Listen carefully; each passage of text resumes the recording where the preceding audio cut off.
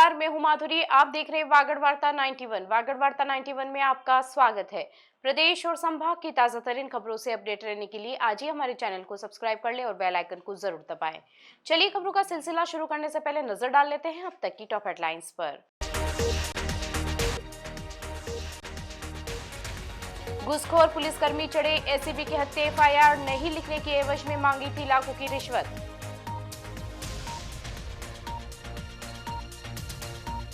ITI में हुआ जागरूकता शिविर का आयोजन, युवाओं को सुरक्षित विदेश प्रवास की दी सीख। ओवरलोड बजरी से भरे ट्रक को किया डिटेन, ऑपरेशन पृथ्वी के तहत पुलिस ने कार्रवाई को दिया अंजाम।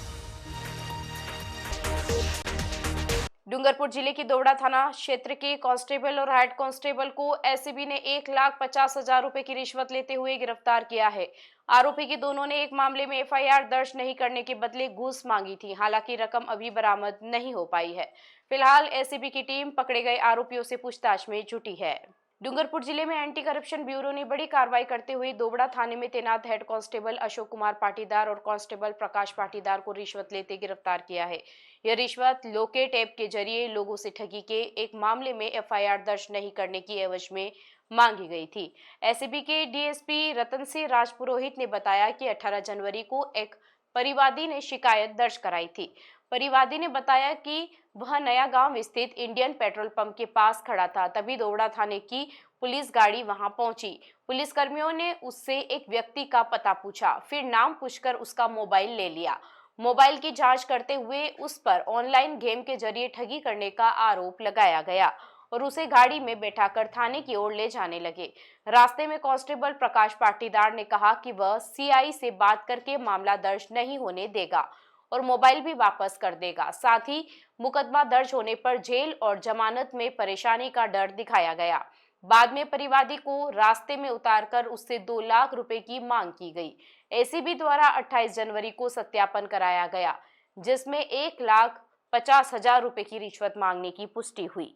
इसके बाद ट्रैप की कार्रवाई की गई। दोनों आरोपी परिवादी को कार में बैठाकर फलोश तिराहे ले गए और रकम डैशबोर्ड पर रखवाई गई। इसके बाद आरोपी कार लेकर फरार हो गए। एसीबी टीम ने पीछा करते हुए आसपुर रोड पर एक होटल के पास दोनों को गिरफ्तार कर लिया, लेकिन रिश्वत की राशि बरामद नहीं हो सकी। फिलहाल एसीबी टीम आरोपियों से पूछताछ कर रही है और राशि की बरामदगी के प्रयास जारी है। बांसवाड़ा जिले में युवाओं को विदेश में सुरक्षित और कानूनी तरीके से रोजगार व यात्रा के लिए जागरूक करने की दिशा में अहम पहल की गई। राजकीय आईटीआई बांसवाड़ा में आयोजित जागरूकता शिविर में प्रतिभागियों को विदेश प्रवास की सही प्रक्रिया, अधिकृत एजेंसियों की पहचान और फर्जी दलालों से बचने के उपाय बताए गए। ये कार्यक्रम राजस्थान कौशल एवं आजीविका विकास निगम और विदेश मंत्रालय के सहयोग से आयोजित हुआ। बांसवाड़ा जिले में युवाओं और आम नागरिकों को विदेशों में सुरक्षित, वैध और कानूनी प्रवास के प्रति जागरूक करने के उद्देश्य से बुधवार को राजकीय आईटीआई परिसर में जागरूकता शिविर का आयोजन हुआ।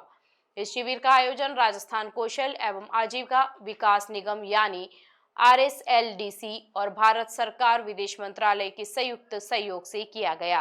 कार्यक्रम का मुख्य उद्देश्य विदेश में रोजगार या यात्रा की योजना बना रहे युवाओं को सही मार्गदर्शन उपलब्ध कराना रहा। वक्ताओं ने बताया कि विदेश में नौकरी प्राप्त करने के लिए केवल अधिकृत और मान्यता प्राप्त एजेंसियों का ही चयन करना चाहिए।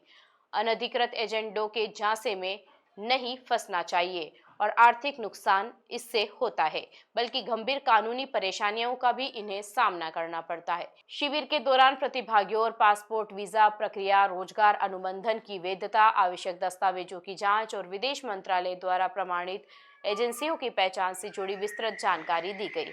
साथ ही यह भी समझाया गया कि किसी भी प्रकार के लालच या जल्दी विदेश भेजने के वादों पर भरोसा करने से पहले पूरी जांच पड़ताल जरूरी है।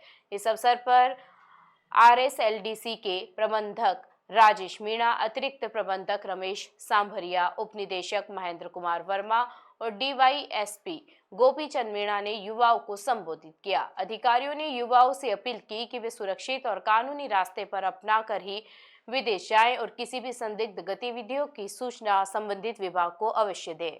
के थ्रू अगर गवर्नमेंट की पॉलिसीज के तहत और गवर्नमेंट की उद्यमिता की सारी स्कीम्स के तहत ओवरसीज़ में प्लेसमेंट का जो मैटर जो कि आज का सब्जेक्ट था, ये जानकारी आदिवासी अंचल ज़िलों में अगर दी जाती है तो मैं ये समझता हूँ कि इसका इम्पैक्ट तो क्या बहुत ही प्रभावशील कार्रवाई है, क्योंकि हमारे जो आदिवासी अंचल के ज़िले के जो लोग हैं वो ऑलरेडी फॉरेन में ओवरसीज़ में नौकरियां कर रहे हैं प्राइवेट।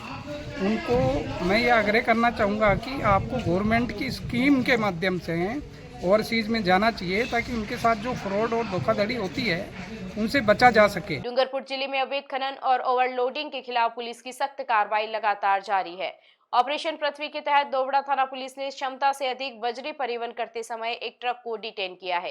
कार्रवाई के दौरान ट्रक को दोवड़ा तिराहे पर रोककर जांच की गई, जहां वजन अधिक पाए जाने पर उसे थाने में खड़ा करवाया गया और खनन विभाग को सूचना दी गई। डूंगरपुर जिले में पुलिस अधीक्षक मनीष कुमार और अतिरिक्त पुलिस अधीक्षक मुकेश साखला के निर्देशानुसार जिले भर में ऑपरेशन पृथ्वी अभियान के तहत ओवरलोडिंग वाहनों के खिलाफ विशेष कार्रवाई की जा रही है। इसी क्रम में डीएसपी आसपुर प्रभुलाल कुमावत के निर्देशन में दोवड़ा थाना पुलिस ने कार्रवाई करते हुए एक ओवरलोड ट्रक को डिटेन किया। थानाधिकारी परमेश्वर पाटीदार के नेतृत्व में गठित टीम द्वारा दोवड़ा तिराहे पर नियमित चेकिंग अभियान चलाया जा रहा था। इसी दौरान एक संदिग्ध ट्रक को रुकवाकर उसकी जांच की गई। प्रारंभिक जांच में ट्रक के अंदर क्षमता से अधिक बजरी भरे होने का अंदेशा हुआ। संदेह की पुष्टि के लिए ट्रक को कांटे पर तोलवाया गया तो ट्रक में निर्धारित क्षमता से अधिक बजरी भरी हुई थी। ओवरलोडिंग पाए जाने पर ट्रक को तत्काल प्रभाव से डिटेन कर थाना परिसर में खड़ा करवाया गया। पुलिस द्वारा इस संबंध में अग्रिम कार्रवाई के लिए खनन विभाग को सूचना दी गई है, ताकि नियमानुसार जुर्माना, जब्ती और अन्य कानूनी प्रक्रिया पूरी की जा सके। वागड़ अंचल में एक बार फिर सर्दी ने अपना तीखा तेवर दिखाना शुरू कर दिया है। वेस्टर्न डिस्टर्बेंस के चलते पहाड़ी इलाकों में हो रही बर्फबारी का असर बांसवाड़ा जिले में साफ नजर आ रहा है। बीती रात न्यूनतम तापमान गिरकर 9.2 डिग्री सेल्सियस पहुंच गया, जिससे यह सीजन की दूसरी सबसे ठंडी रात रिकॉर्ड की गई। ठंडी हवाओं के कारण आम जनजीवन भी प्रभावित हुआ है। बांसवाड़ा जिले के वागड़ अंचल में कड़ाके की सर्दी और शीतलहर का प्रभाव लगातार तेज होता जा रहा है। वेस्टर्न डिस्टर्बेंस के कारण उत्तरी क्षेत्रों में हो रही भारी बर्फबारी का सीधा असर यहां के मौसम पर पड़ रहा है। बीती रात जिले में न्यूनतम तापमान 9.2 डिग्री सेल्सियस दर्ज किया गया, जो इस सीजन की दूसरी सबसे बड़ी रात मानी जा रही है। सुबह से ही तेज और सर्द हवाओं ने लोगों की दिनचर्या प्रभावित कर दी। कई इलाकों में सड़कों पर सन्नाटा पसरा रहा और ग्रामीण क्षेत्रों के साथ साथ शहरी इलाकों में भी लोग देर से घरों से बाहर निकलते नजर आए। बाजारों में सामान्य दिनों की तुलना में कम चहल पहल देखने को मिली। तेज ठंड से बचाव के लिए लोग जगह जगह अलाव जलाते दिखाई दिए। चौराहों, बस स्टैंड, दुकानों और बस्तियों में लोग अलाव के आसपास जुटकर ठंड से राहत लेते नजर आए। ठंडी हवाओं के चलते दिन के समय भी गर्म कपड़ों की जरूरत महसूस की जा रही है। मौसम विशेषज्ञ डॉक्टर महिपाल सिंह चौधरी ने बताया कि आने वाले दिनों में तापमान में और गिरावट दर्ज की जा सकती है। फिलहाल जिले में बारिश की कोई संभावना नहीं है, लेकिन शीतलहर का असर जारी रहने की आशंका है। मौसम विभाग ने किसानों को विशेष सतर्कता बरतने की सलाह दी है। गिरते तापमान के कारण फसलों पर पाले का खतरा बढ़ सकता है। खासकर गेहूं की फसल को नुकसान पहुंचने की संभावना जताई गई है। किसानों को पाले से बचाव के लिए 0.1% सल्फ्यूरिक एसिड के छिड़काव और पाले की संभावना होने पर शाम के समय हल्की सिंचाई करने की सलाह दी गई है। चलते चलते फिर नजर डालते हैं आज की टॉप हेडलाइंस पर। घूसखोर पुलिसकर्मी चढ़े एसीबी की हत्या एफआईआर नहीं लिखने के एवज में मांगी थी लाखों की रिश्वत।